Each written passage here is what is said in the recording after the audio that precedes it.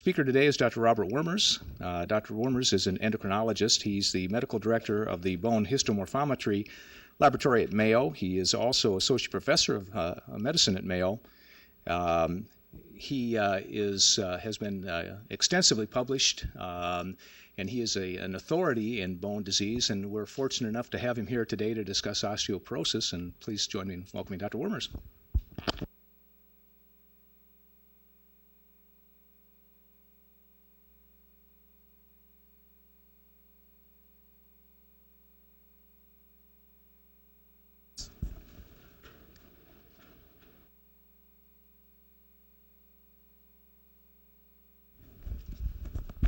Okay, here, I think we're ready to go. Thank you very much, Steve. That was a kind introduction, and it's my pleasure to be back in Ames. I've spent many nights in Ames because I'm a big Nebraska Cornhusker fan, went to the University of Nebraska. It was a lot of fun to come here, but I was telling Steve it hasn't been as fun the last few years when we're actually getting beat and the goalposts are being torn down by your fans.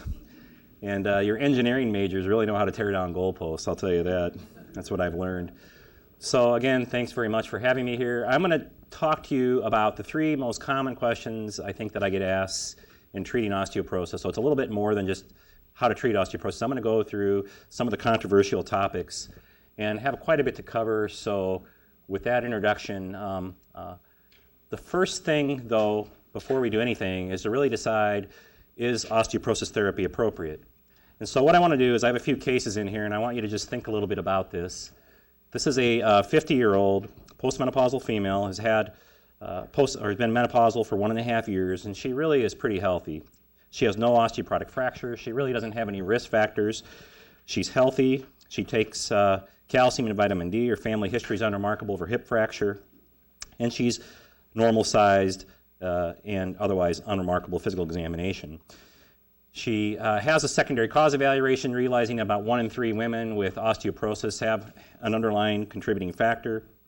And she has a bone density performed, and it shows a T-score of -2.5 at the femur neck, and at the lumbar spine, and the femur neck T-score is -1.5. Importantly, she doesn't have any morphometric vertebral fractures. And so with that in mind, thinking about this, what would you do next? And the thought here would be, would you start treatment? Would you just put her on calcium, vitamin D, and follow up in 2 years? Not sure. Let's frax her, or none of the above. So think about what you might do. And since we don't have audience response rigged up for this, we're just going to move ahead here. But what I'd recommend and what I typically would do would be to use frax, do a frax calculation. So most of you, I'm sure, are familiar with frax. You can just Google frax like you can Google everything else. And if you do that, you'll be able to come up to the frax site. Importantly, make sure that you pick the U.S. flag. I had a resident once pick the Korean flag, and things didn't look quite right, and I realized the flaw of that here. You got to pick the right nation. And so, in general, when I plug everything up of this healthy patient here, you can see that she has a 4% estimated osteoporotic fracture risk over the next 10 years, proximal humerus, wrist, vertebral body, hip, and her hip fracture risk is quite low. The numbers to remember for frax are 10% or less is a low risk. Going from 10 to 30 is a moderate risk, and above 30 is thought to be high risk for overall. In the U.S., above 3% for hip fracture risk is thought to be significant. So clearly, this is a low-risk patient, and in this patient, we would not always recommend treatment for sure. So a couple of things about frax that are important. If you use frax, and if you're not using it, you probably should, would be that, remember, 1 in 3 patients will have a standard deviation difference between spine and hip bone density. And what that means is if the T-score is -1.5 at the hip, 30% might have a T-score of -2.5 at the spine. And the frax uses the hip in order to figure this calculation, not the spine.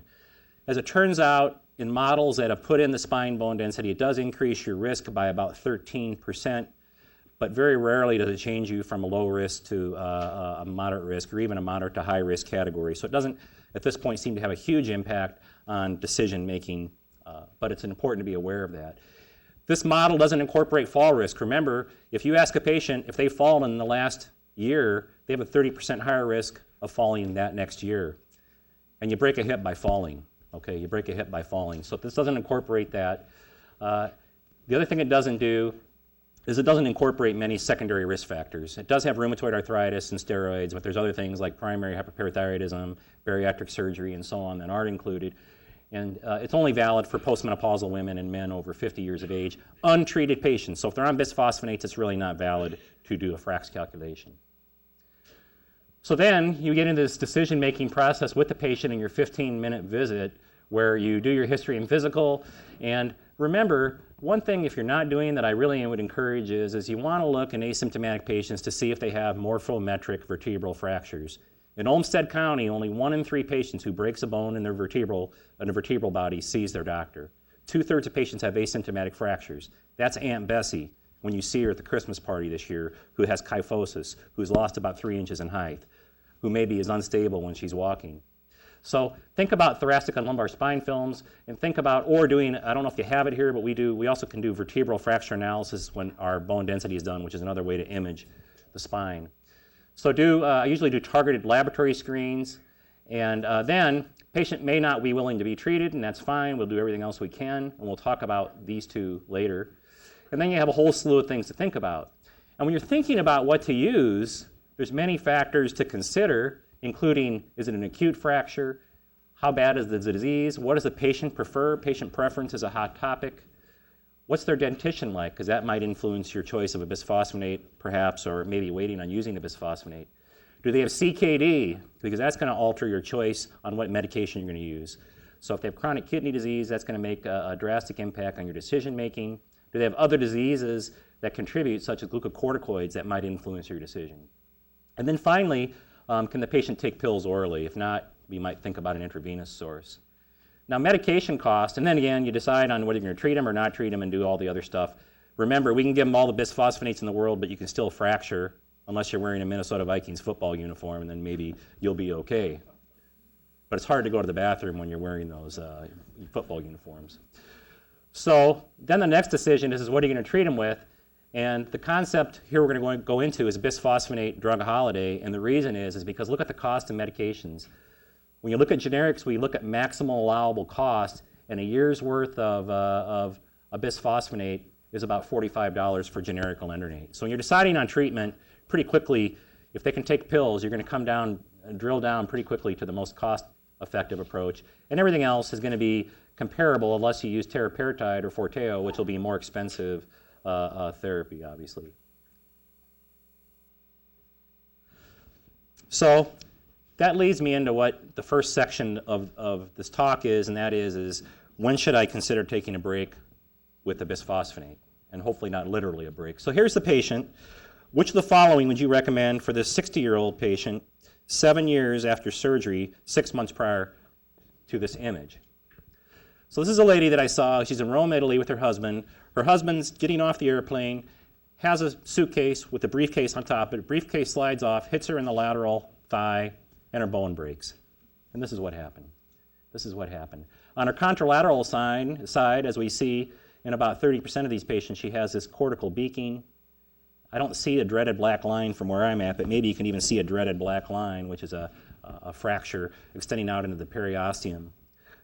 So think about that, and what would you do? And the answer is probably you're definitely going to stop the bisphosphonate, right?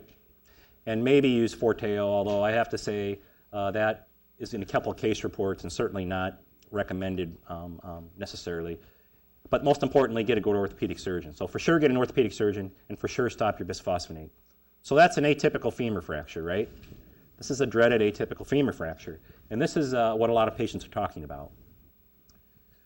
Now, the same week I saw that patient who fractured her hip in Rome, Italy, I saw this gentleman from Rochester who was in his garage and slipped. He's in his 80s, and he has a subtrochanteric fracture. Now remember, subtrochanteric fractures are rare. They make up 2 to 5% of all hip fractures, so these are rare. And subtrochanteric fractures, especially the atypical kind, are even rarer. But this is more of a typical subtrochanteric fracture where you can see this one is complex.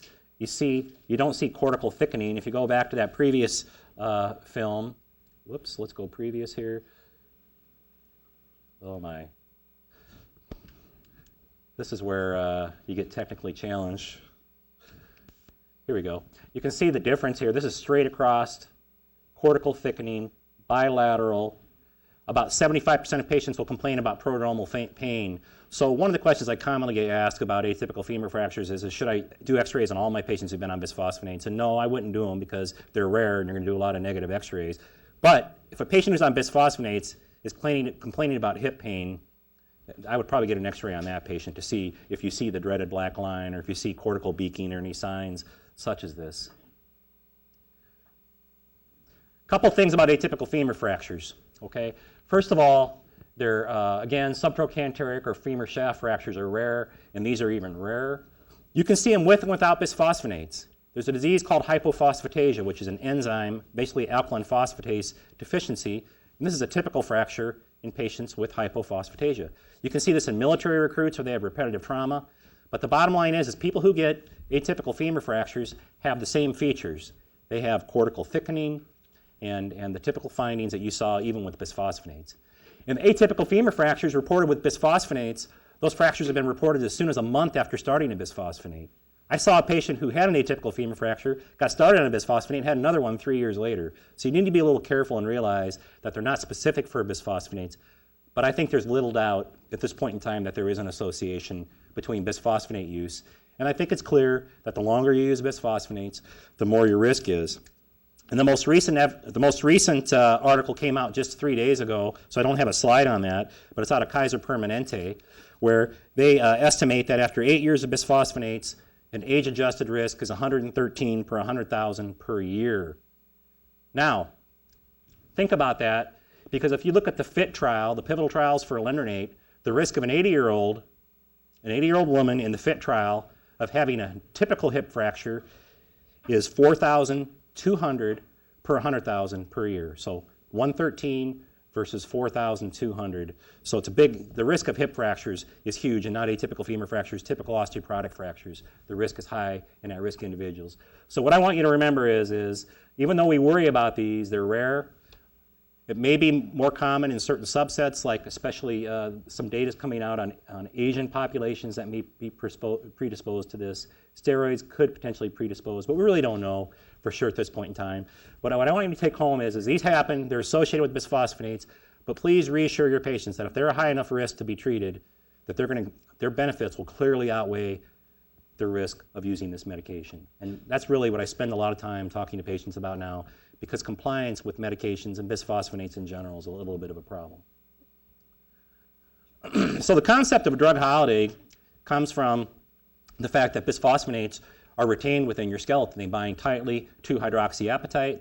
Your skeleton remodels itself over approximately 10.5 years. So it's not like a heartbeat 60 times per minute, but over 10.5 years, your skeleton renews itself. And because of the properties of bisphosphonate binding to hydroxyapatite, what we think happens is that as bone is remodeled in the normal renewal process, bisphosphonates are released into the circulation. They go to active sites of remodeling, inhibit resorption, and thereby have a prolonged effect, especially the high-affinity bisphosphonates. And what are the high-affinity bisphosphonates? Basically alendronate and zolendronate. So reclast and Fosamax. These are high-affinity bisphosphonates. Some of them have lower affinity and have a more rapid wear-off, and I'll show you a little bit of data about recidronate. So not all bisphosphonates are created the same. So when you're treating patients, there may be some differences in how they wear off.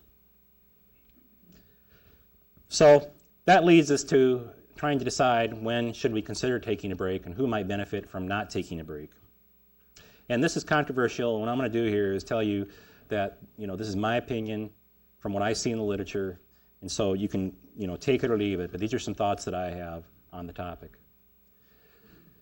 So to start, you need to be familiar with the FLEX trial, important trial published in JAMA, where they took the patients who were in the FIT trial, or some of the patients in the FIT trial, the pivotal trials for alendronate, moderately to high-risk patients, women, postmenopausal women, treated for 5 years. About 20% of the patients had a small recess in the drug. And then in the FLEX trial, what they did is they continued treatment for another 5 years with alendronate.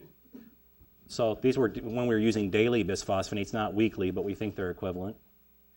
Or placebo. So half the patients continued treatment, half the patients went on a placebo. After 5 years of treatment, the total study time was 10 years. And as you're well aware, the overall difference between the two groups at the end of 10 years was that there's no difference in overall fractures after taking for 5 years versus taking for 10 years. But I do want to point out that there were a couple of subgroups that very likely may benefit, and these are the ones where it may not be appropriate to stop. So the first thing to notice is that right about 2 years in those placebo patients versus those who maintain therapy, there's an increased risk of clinical vertebral fractures. These are painful vertebral fractures where the patient goes and sees their provider. So in this, not surprisingly, there was a relative risk reduction maintaining treatment, 55% for those who maintained alendronate. And if you had a pre-existing vertebral fracture, if you have a very low bone density, you probably benefit even more in preventing clinical vertebral fractures. Subsequently, Ann Schwartz did a study where they looked, or did a post-hoc study where they looked at alendronate in patients without vertebral fractures, and they looked at those who fractured versus those who didn't fracture. And what they found is that if you have a very low femur neck T-score of minus 2.5 or lower at the end of 5 years, that you likely have benefit in reducing non-vertebral fractures, non-spine fractures, if you maintain alendronate. So 2 take-home points. One is the lower your bone density at the time of discontinuation, the more likely you are to benefit from treatment. And minus 2.5 is kind of a number that I'm using. And secondly, if you have vertebral fractures, that's a marker for a higher risk patient that I would keep in your head. So with that in mind, let's go to another case, typical case. This is a patient who took treatment for 5 years, and now they're kind of at that pivotal point, and they're in your office, and they want to know, they've heard about the FIT trial, and the FLEX trial, and they've heard about this stuff in the news, and they want to stop their alendronate. So now what are you going to do? They've requested to stop the alendronate. It seems reasonable to you. Are you going to follow markers of bone turnover? So these are cross-links of collagen. As you resorb bone, these are released into the circulation. You can measure them in urine or blood. Or a bone alkaline phosphatase, which is a marker of bone formation. Are you going to do that? Are you going to follow bone densities every year and then restart treatment once the bone density declines significantly beyond the least significant change? Stop for 2 years and then restart based on the 2 years where you have increased risk for clinical vertebral fractures. I wouldn't stop ever, or I really don't know. So what do you think? Think about that. And if you know, I don't. So I really don't know what to do at this point in time. But I'm going to tell you what I do and tell you why I do what I do, if you followed that. So a couple of things. First of all, Doug Bauer out of University of California, San Francisco, looked at bone markers in patients from the FIT trial who stopped treatment and who fractured and who didn't fracture. And the key point is that changes in bone density after discontinuation of bisphosphonates did not predict who fractured when they stopped their medication. Bone density changes do not predict who fractures. Also, changes in bone turnover, if your bone turnover markers go higher after you stop, did not predict who fractured and who didn't fracture in patients in the FLEX trial. Well, what does predict who fractures in the placebo arm of the FLEX trial? And the answer is bone mineral density at the time of discontinuation. So when you're thinking about a drug holiday, I would obtain a bone mineral density as kind of a baseline to make that decision, and I'd obtain spine and thoracic and lumbar spine films. And basically, the lower the bone density, the more likely you are to fracture when you stop a bisphosphonate. That's the bottom line. So here's what I do based on that. What I often will do is at the end of 5 years, I'll get my baseline bone density, I'll get thoracic and lumbar spine films, or VFA, and then what I'll do is, if they don't have vertebral fractures, and if their bone density is in a range where their femur neck T-score is better than a minus 2.5, then I'll often say, let's go ahead and stop, and then I'll see them back in 2 years and recheck spine films and recheck a bone density. And then when if they reach one of those thresholds, I may consider reinitiating treatment if they kind of cross one of those thresholds. So that's what I'm doing. There's a little bit of evidence to guide what I'm doing. Remember, this is not a biblical verse here. Now, there are some other people who think that treating beyond 5 years is reasonable. So these are Steve Cummings and Black out of UCSF. This is New England Journal, published earlier this year on May 9th. And the point I want to make is these are patients in the FLEX trial. It just shows the number needed to treat over 5 years of the FLEX trial with the $35 per year medication. And the point is that if you just look at those whose femur neck T-score is minus 2.5 or lower, then you need 21 for the NNT. In the same way, if you have a patient with a prevalent vertebral fracture at the time of the FLEX study, plus a low bone density, the number needed to treat is only 17. So these are good numbers. And in the same way, if you have a very low bone density but no vertebral fracture, the number needed to treat is 24. So I think, the data is there to support this kind of a concept. Now again, just going back to other bisphosphonates other than alendronate, it's important to recognize, again, that not all bisphosphonates are the same when you stop. This is recidronate data. This was from the pivotal trials for FDA approval for recidronate. And this is Nelson Watt. And what he did is he treated for a period of 36 months and then stopped and followed up thereafter at 48 months. And look at the wear off. These are markers of bone resorption. And what you see is that within a year after stopping the medication, you get a rapid increase in bone resorption to basically approaching those of placebo patients. So this is a placebo patient extension. In the same way, bone alkaline phosphatase also goes up back to baseline. This is a marker of bone formation. And if you look at bone density in those patients who stop recidronate, again, you see a rapid change. Those who were treated with recidronate had an increase in bone density, but as soon as they stop, within 1 year, you see the bone density coming down. But despite loss of bone density, despite increased bone resorption, you see, when compared to the placebo group, continued benefit with a 46% reduction in fractures compared to placebo. And again, the point to be made is that changes in surrogate markers like bone density and bone resorption perhaps have little value in assessing persistent anti-fracture benefits of bisphosphonate therapy. Now, a couple of words about reclassed or zoledronic acid I want to just briefly touch on, because this is another one that's used quite commonly now. And this is data from the Horizon trial. And essentially, I'm going to boil this down for you to these concepts. In the Horizon trial, remember, patients were treated for 3 years with reclass 5 milligrams IV. What they did then is they took half of these patients who extended the trial, continued reclass for 6 years, and then half stopped. And they compared those two groups in this Horizon extension trial. And if you take 6 years of reclass versus 3 years, you get a greater increase in your bone density. And it's statistically significant, both at the femur neck as well as the spine. The other thing they found was that morphometric fractures, meaning radiologically detected vertebral fractures, were significantly lower in those who continued therapy with a 49% reduction.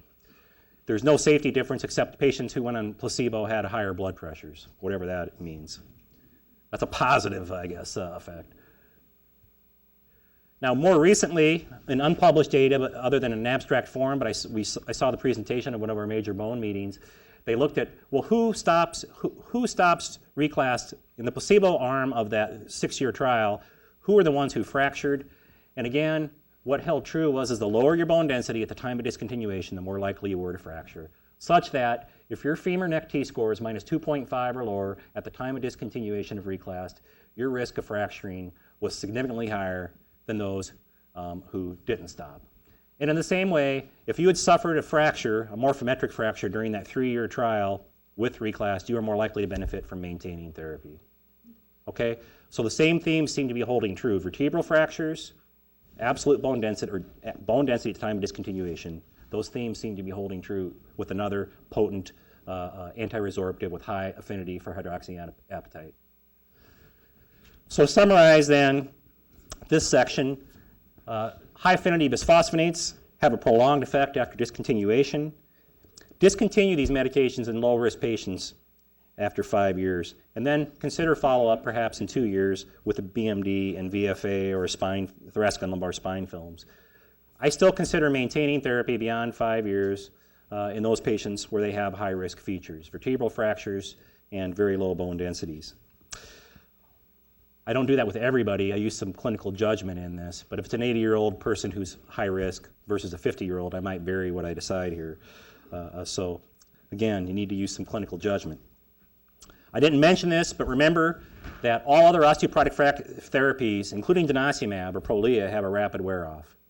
And then remember as well that with teriparatide or Forteo, if you do decide to use Forteo, when it's stopped, remember to follow up with an anti-resorptive. That's an important concept because it's an expensive medicine, it builds bone, it has an anabolic effect on bone. We want to make sure that when they stop it, that they don't take it, they need to take something after they finish to help close those remodeling spaces and preserve what bone they've gained during that time. Okay, so with that, we're going to branch off into that same patient we saw at the very beginning where she's low risk. We fracture. Her risk is less than 5% for 10-year overall risk. And then you're going to recommend calcium and vitamin D. Used to be pretty easy, didn't it? Not so easy now, and we're going to go over why that is. So you think spending 5 minutes talking about calcium and vitamin D is heresy, but we're doing this now. At least 5 minutes, sometimes more. I saw somebody from Iowa a week ago who was a chemistry professor. It must have been a 20-minute conversation. And he knew more than I did by the end of it, I think. So your patient decides to work with calcium and vitamin D and exercise, which is quite appropriate. She's low risk. She gets an estimated 900 milligrams of calcium in her diet. We need to be sure to ask about this. And she is postmenopausal, just to remind you. She's a postmenopausal female. So the question is what would you recommend she do? Calcium citrate 315 with 250 IUs of vitamin D3. Calcium citrate 315, 250 D3 plus 50,000 international units of vitamin D2, ergocalciferol, the only prescription form of vitamin D available. Calcium citrate plus an additional 1,000 international units of vitamin D. Vitamin D, 1,000 units per day, along with her dietary calcium intake, or calcium carbonate, 400 milligrams per day. Okay, so think about what you'd recommend. And I'll tell you what I would probably do, and that's the calcium citrate with extra additional vitamin D. So let me walk through why I do that and where I'm at with this, because trust me, this is a constantly moving, dynamic situation right now, and there's more drama to come in this. So this is going to get you started, and now you're going to pay attention to the drama, because it's going to be, I promise you, there's more drama coming. So calcium and vitamin D recommendations. Let's start with vitamin D. So this is data from Mayo Clinic Med Labs. These are 25-hydroxy vitamin D. At Mayo Clinic Med Lab, we use liquid chromatography tandem mass spec, which is a direct measure of 25D, measures D2 and D3, which is what you want. You could do HPLC, which is another direct measure, but a lot of labs do radioimmunoassays.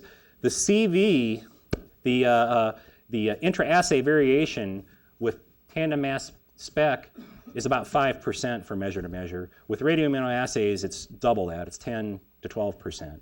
And so remember, radioimmunoassays have more noise than do things like tandem mass spec. But the thing about vitamin D I want you to notice is that the timing of the measure is key. If you decide to measure vitamin D and you measure it in March in Iowa or Minnesota, but trust me, it's no better there. So we're going to find a seasonal variation such that during the winter months, you're going to have people who you think are vitamin D deficient, but during the summer months, they're not vitamin D deficient. So remember, when you're measuring vitamin Ds, there's a seasonal flow to those numbers. Also remember, if people are taking vitamin D, especially high doses, they peak and they valley. They peak and they trough. So you need to know if they're taking high dose of vitamin D, when did they take it, and when did you measure the vitamin D? So a couple of tricks there. Now, a couple of people you should think about measuring vitamin Ds in, aside from those who ask you, and there's a lot of people asking me, I don't know about you guys, but there's some high-risk groups where I think it's very reasonable and, in fact, would be recommended to consider measuring it. And, of course, the highest risk group are going to be homebound or elderly, nursing home-bound patients. Women with osteoporosis are higher risk. About a third of those will have vitamin D deficiency. And this is real vitamin D deficiency. We'll talk about what you think vitamin D deficiency is, but under 15, nobody would argue about that. African Americans, remember, it takes about 8 times as much sunlight to generate vitamin D from UVB if you're African American or if you have dark skin complexions versus Caucasians. So African Americans are at higher risk. Whoops, I want to go back, sorry. And also remember, I don't have it on here, but the next slide will show this. Hospitalized patients are at high risk. And so those are some groups. Hip fracture patients, vitamin D deficiency is relatively common as well. So there's a publication in the Journal of Clinical Endocrinology and Metabolism that gives you some guidelines on who's at high risk and who should you think measuring them on. Some of these make sense, but there's some medications that accelerate vitamin D metabolism and breakdown. Obviously, the high-risk groups we talked about. African Americans, one you might be a little surprised with is obesity. Patients who are overweight have a higher prevalence of vitamin D deficiency, and it's thought that they have a bigger sink for vitamin D. So obese patients are at higher risk. Bariatric surgery patients clearly are one we're seeing more of, where they're at risk for all kinds of vitamin deficiencies, vitamin A, vitamin E, B12, D, iron, and so on. So they need to be followed closely. It's always a tragedy when they have bariatric surgery, and then about 3 years later they come back and they have serious nutritional deficiencies that could have been prevented. Okay, So let's get to the next question. You guys are going to help me here. Think about this. What do you recommend? What do you think the optimal vitamin D level is? So this is vitamin D2 and vitamin D3. What would you recommend as a goal? Greater than 15, greater than 20, greater than 25, greater than 30, greater than 35. Okay? Think about that. I think that's probably right. That could be right. And some people think that's right. So I think if we chose any of those, that's kind of where the people are at right now. I'm going to tell you what I think the right answer is. I wish I could be a little more concrete, but it isn't all that concrete. So the magic number of 30 for PTH comes from this study, where it was demonstrated in this study that PTH plateaus at a vitamin D concentration of 32 nanograms per ml. So this is PTH, and what you see is a plateauing of PTH used as a surrogate marker for vitamin D sufficiency in this particular case. Now remember, this is going to be an epidemic if we use 32 as the cutoff.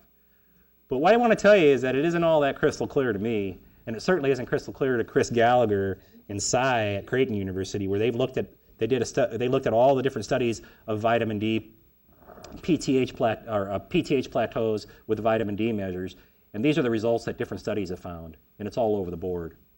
In fact, Cy and Gallagher showed that where PTH plateaus at is dependent upon ethnicity, your gender, your calcium intake, and your degree of vitamin D deficiency. So it's fairly complex, and I think this simple 32, there's a lot of question as to where does PTH really plateau. Now I want to take this a step further. What's your marker of choice to decide what the right vitamin D level is? And I've kind of compiled a list here from different observational studies, from different randomized trials showing, well, here's where PTH plateaus, where we see risks and benefits. So let's say mortality is your number that you want to hang your hat on. It might be 24 is the optimal number. And it might be, maybe really what you're interested in is diabetes, and so there's some data to suggest diabetes increases when you get below 18.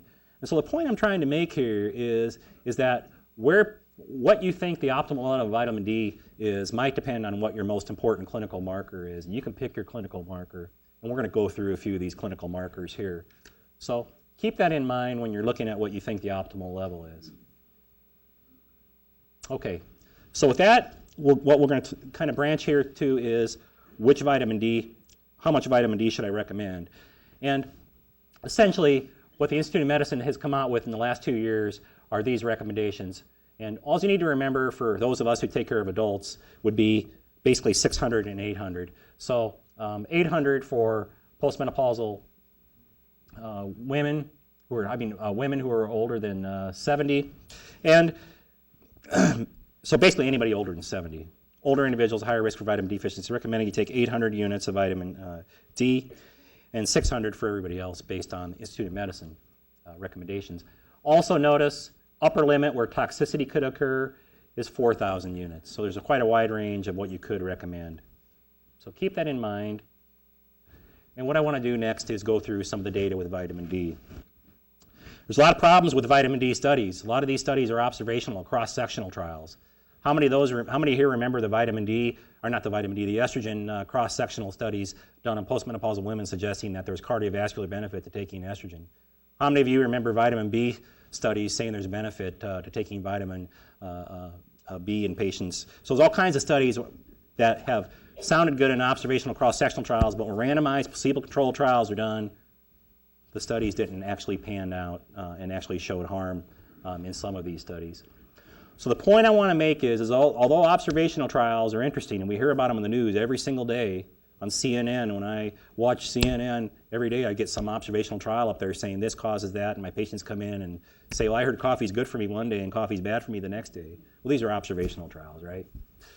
And so we've been burned by antioxidants, we've been burned by estrogen. So I want to focus more on some of the randomized controlled trial data as kind of a main source of truth. Remember, it's important to know that most, like the NHANES trials and the WHI use radioimmunoassays as well for their vitamin D measure. So that's another important caveat you might want to keep in mind. So let's use randomized control trials. And what I want to do is walk through some of the big ticket items here. So cancer. What about cancer and vitamin D? That's pretty important, isn't it? So let's talk about cancer. And here's the data. We have 3 studies, none of which 3 randomized controlled trials, none of which had cancer as their primary objective, okay? Remember that. These are all kind of post hoc analyses. And one of them was the WHI, 36,000 women. Powerful study. Showed no reduction in cancers. None as well in another study from the UK. The only trial that showed benefit was a study done by Bob Heaney at Creighton University where they had 3 arms. 1,000 units of vitamin D3 plus calcium, calcium alone, placebo. If you compared the calcium plus vitamin D to placebo arm, there appeared to be a reduction in cancer in that group. Calcium to placebo, no difference. Calcium plus vitamin D to calcium, no difference. But if you took calcium plus vitamin D to placebo, there appeared to potentially be a benefit of 1,000 units of vitamin D3 daily. So at the end of the day, the United States Preventive Task Force has come out and basically said, we don't know. We can't draw conclusions. And some data from the Bob Heaney trial says that 1,000 units of vitamin D daily may reduce risk for total cancers. I want to point out that some studies actually show increased death from cancer if you have higher vitamin D levels. And I also want to mention that there's an increased pancreatic cancer risk that's been demonstrated in cross-sectional studies anyway, with higher vitamin D levels above 40 nanograms per DL. And so again, although some cancers there might be some benefit, there might be some harm in other types of malignancies. Well, what about the heart and vitamin D? And again, there's many studies. There's ecological studies showing that if you're further from the equator, you're more likely to develop hypertension, diabetes, pre-diabetes, coronary artery disease. And there's also cross-sectional data that says that lower vitamin D levels have an adverse risk from a cardiovascular standpoint. But the important point is when you look at the randomized controlled trials, you'll see no effect on cardiovascular outcomes, either with this or with, for MI or stroke and meta-analyses. So you're going to need to wait. In 2017, there's a big U.S. trial going on right now where cardiovascular and cancer are 2 of the big outcomes. It's called the VITAL study. It'll be in the news. There's no doubt about it. And it's going to be the first one out. There's about 4 of these trials going on, one in Australia, one in UK, one with a group of European countries where they're all doing large-term vitamin D trials where these are primary outcomes, cancer, heart disease, infection in one of them, which is actually very interesting. But the point is the VITAL study for the U.S. will be one that hopefully will give us some answers on the benefit of taking reasonable doses of vitamin D. Well, what about death? That's kind of an important outcome, isn't it? This is data from Denmark, cross-sectional study, but what I want to point out is that there's this U-shaped curve suggesting that in these older Danish individuals that the sweet spot of vitamin D is in 24 to 28, with higher levels having an increased risk of death and lower levels having an increased risk of death. Similarly, in Swedish men using tandem mass spec vitamin D measures, there's a U-shaped curve with cancer mortality, with this orange line showing higher levels of vitamin D, increased risk of cancer death, lower vitamin D, increased risk of death, a sweet spot right in the same area.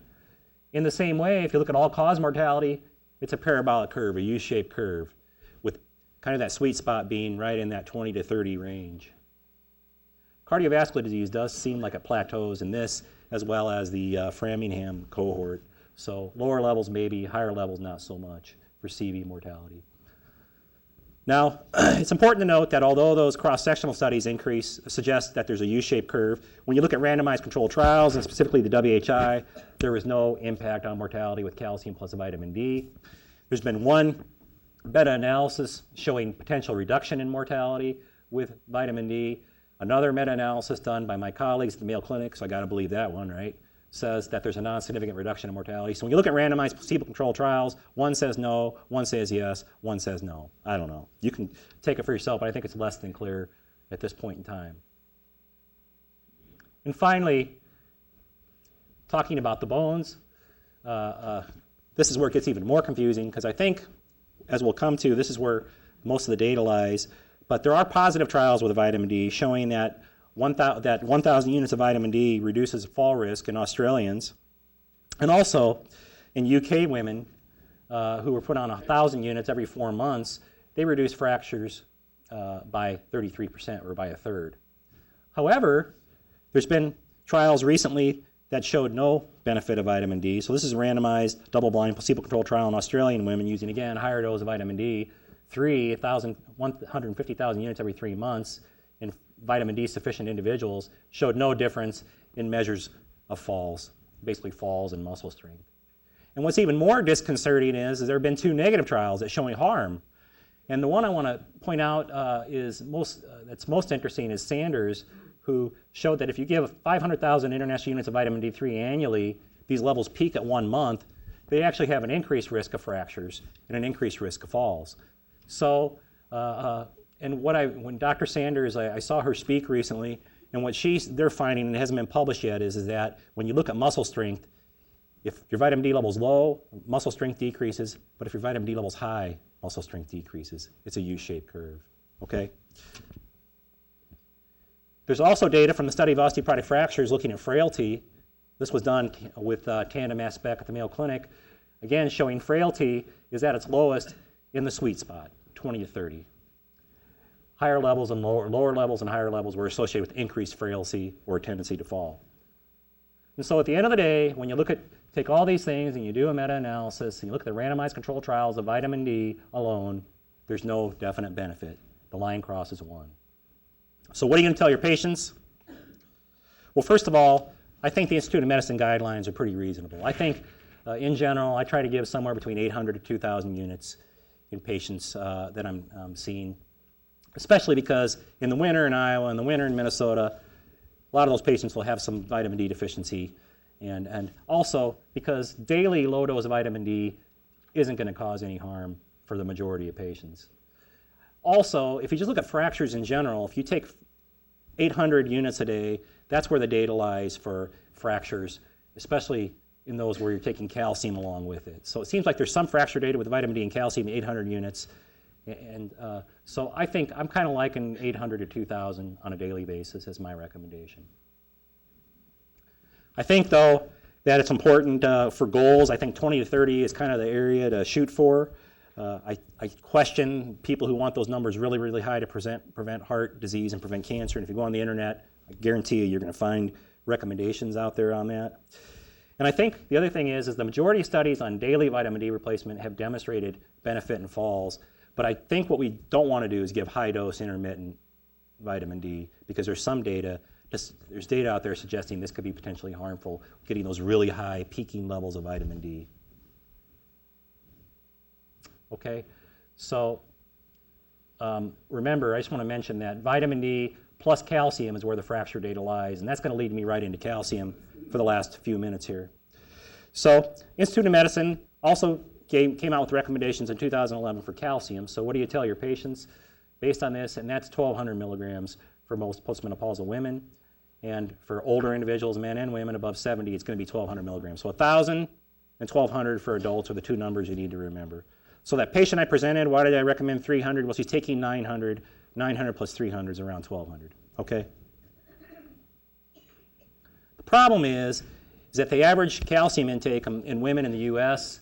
is around 600 milligrams per day, and in men it's around 700 milligrams per day. So if you're an older, I'll be there next year. So if you are, so those middle-aged people, they don't get enough calcium on average. So you need to ask your patients, especially in primary care. So we're going to breeze through quickly the last theories on our philosophies on calcium. And to start with, we're going to start with the bones because I think the data is relatively solid here. So this is Women's Health Initiative where they used 500 milligrams of calcium carbonate combined with 200 nanounce units of vitamin D. And they showed that if you do that, your bone density is higher. And they also showed a reduction in clinical vertebral fractures if you took the calcium plus vitamin D. And they also showed that if you're older, you appear to benefit. And then if you adhere to therapy, you're more likely to benefit in hip fracture reduction. And in those especially who don't use personal calcium supplements, because one of the problems with the WHI is a lot of women were taking extra calcium. Okay. The clear risk, though, of taking calcium are kidney stones. So if you have patients with kidney stones, that's the kind of patient where you're going to be very careful about what you recommend, and you may not even recommend supplemental calcium, depending on the type of kidney stone. So at the end of the day, I want you to focus on this. I'm going to help you focus. If you look at the calcium and vitamin D benefit on fractures, there does appear to be a benefit in reducing fracture risk. with calcium plus vitamin D. Calcium plus vitamin D. Why do I emphasize calcium plus vitamin D? Because here's the same data on calcium alone without vitamin D, demonstrating an increased risk of hip fractures. Okay? So although calcium is good, if you're going to give calcium, you want to give it with vitamin D. This is Ian Reed's data. What about the heart? There's been a lot of controversy, and I certainly don't have time to cover all of the data out there. I'm going to boil it down to where a lot of the concern comes from Mark Boland and colleagues, where they took the Women's Health Initiative. They excluded all the women who were on vitamin D supplements or who were taking vitamin D, and they did a meta-analysis of a study done by other individuals where in the WHI they showed no increased cardiovascular risk. But when Boland's group looked at this, excluding those where vitamin D was given, they found an increased risk of myocardial infarction, a 30% increased risk. That's generated a lot of excitement from a lot of women around this country. So when he looked at those who had high calcium intakes through diet, those were the ones where they saw the risk. But if women had inadequate calcium intake from their diet, they didn't appear to have the same type of risk. Remember, observational trials suggest that dietary calcium intake is associated with reduced cardiovascular disease. So I think, what I would leave it at right now, I'm not going to go through all the studies here, but I want to leave it at is with very common sense, practical statement from the American Society of Bone and Mineral Research that I think says the following, that is well stated. Basically, a lot of studies have been done with calcium and vitamin D, and they haven't shown the increased cardiovascular risk. Furthermore, when you assess when you're giving calcium, more is not better, and you want to know how much dietary calcium somebody's taking to decide how to get them to where you think they should be. And remember, in almost every study that's done with calcium plus vitamin D, there's benefit from a skeletal standpoint. But you need to be careful in those with renal dysfunction. What about cancer? Another important outcome. Boil it down to a couple of studies. One is the Women's Health Initiative. And the Women's Health Initiative basically said that vitamin D does not reduce cancer risk, other than when you look at a reanalysis, again, by Boland's group, where he suggested that maybe total breast cancer risk is down, and maybe colorectal, but it was non-significant. So there's a little bit of data here, but overall in the WHI, there was not any definite cancer benefit.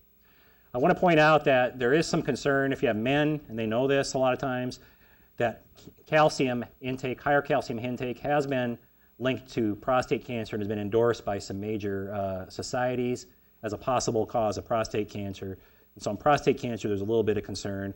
And there's some biological plausibility since prostate has calcium sensing receptors, since calcitriol or 125D regulates prostate cell growth. So that this is something that we need to just kind of keep our eye on. And finally, from a mortality standpoint, I just want to point out two trials. First of all, no difference again in Boland's mortality analysis from the WHI cohort. But since we're in Iowa, I got to finish with an Iowa study, the Iowa's Women's Health Study. Maybe some of you participated in here. Now, the Iowa's Women's Health Study was kind of interesting because they said if you take a multivitamin, you have an increased risk of death. I don't know what to tell you, but that's the way it was. But they said calcium and vitamin D reduces mortality. So there you go. So what do you tell your patients for the last two slides? First, when I'm talking to patients, I want to assess dietary calcium intake, and I want to incorporate that in to the total dose of calcium supplement that you recommend. So in general, somewhere between 1,000 to 1,500 is going to be appropriate. It's going to be hard to hit it exact, but you're going to, somewhere in that ballpark range. One thing I do recommend just clinically is patients often are confused about calcium supplements, what they're taking. Well, I don't know, I'm just taking this, and they don't look at the serving size. So encourage them to look at serving size to know how much they're getting. Always give vitamin D when you're recommending calcium. Do not give calcium alone, okay? And that's that Ian Reed study showing increased hip fracture risk. And if they have underlying chronic kidney disease, all bets are off, I think, with calcium. There's some concerns potentially with cardiovascular calcification and so on. So I think there you need to really decide whether or not you're going to do it. And in patients with kidney stones, dietary calcium is what you want to go with. So encourage dietary calcium if they have kidney stones and not supplements. And remember, it's well proven and well known that calcium can cause gastrointestinal side effects as well. So just be aware that although it causes it's associated with kidney stones. It also is associated with gastrointestinal side effects. About what benefits does calcium have? I feel comfortable telling my patients that calcium with vitamin D benefits the bones, but I think everything else, as far as benefits, is unclear, and we'll know more in the next 5 to 10 years with some of these major trials coming out on calcium and vitamin D. Calcium risks that you should be aware of are kidney stones, which is clear. Gastrointestinal side effects are clear. I think it's hard to know about the heart right now, and I certainly am not telling people that I think it causes heart disease, so I'm trying to reassure most people at this point. And finally, the cancer one for the prostate is maybe, but I don't think we know enough to be able to link that with any degree of certainty. So it's a lot of stuff. We have a few minutes for questions, I guess, if you have any. Thanks for coming.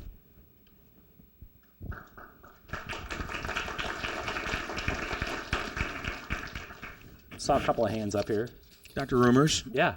I'm David Moore. I'm a neurologist / epileptologist, and so I have a special population of patients that range from the age of 15 to 50 that are not as mobile as most people have or are on